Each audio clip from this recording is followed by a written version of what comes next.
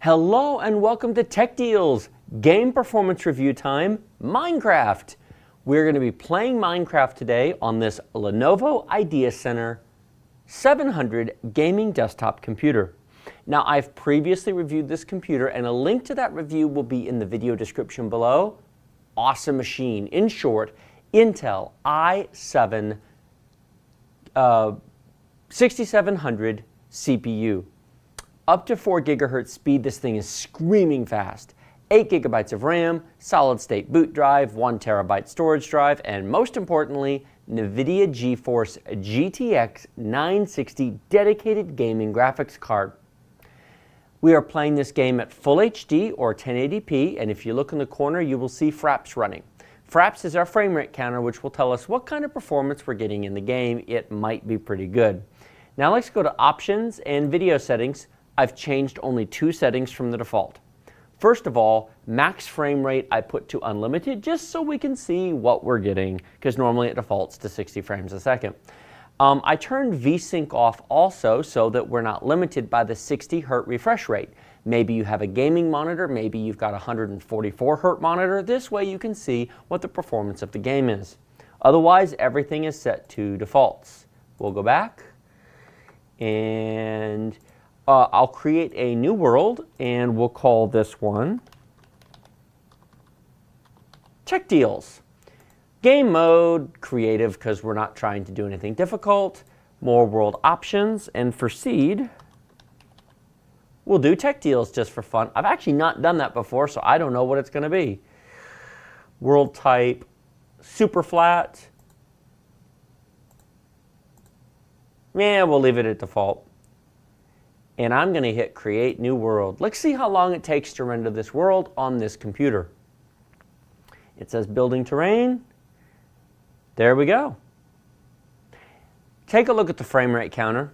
Do I even need to do anything to demonstrate this game to you? We are at 470 frames per second. Needless to say, I mean, yes, that will change as you run around. There is zero issues. This game plays without any issues. Since I'm in creative, let me climb up and stress it. Let's take a look at the whole world. Hey, that's a pretty world. Now you notice that there's pop-in, texture pop-in, because of our render settings. We're at 500 frames per second. Let's go into options, just for fun, and set the render distance to 24 chunks.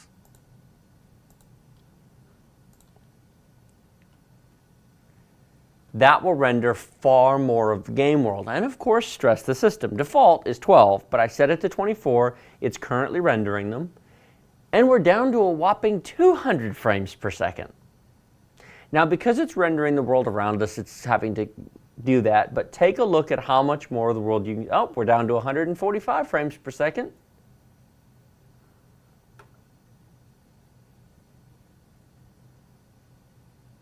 Other than the draw time to draw that many cubes, frame rates, rockin' performance, no issues whatsoever.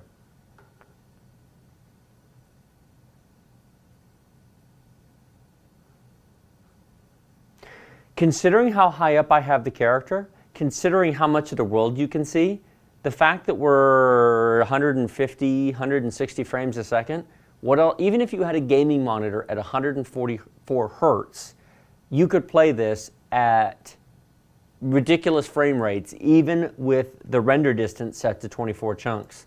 I've actually never done this before. Let's try this. What if we set the render chunks to 32? Oh, no. I've actually never done that before.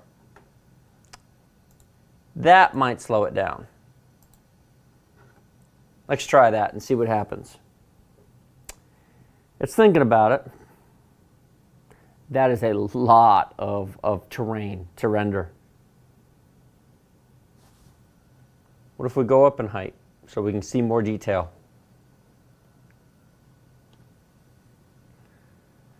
It's doing it. Oh, you can start to see stuff in the distance. Oh, we're down to 100 frames a second, 105 frames a second. Look at that render distance. Now, this isn't creative and we are way too high off the ground. Do you really play the game this way? Probably not. I'm doing this overkill to demonstrate how this computer has no issues playing this game no matter what you get yourself into.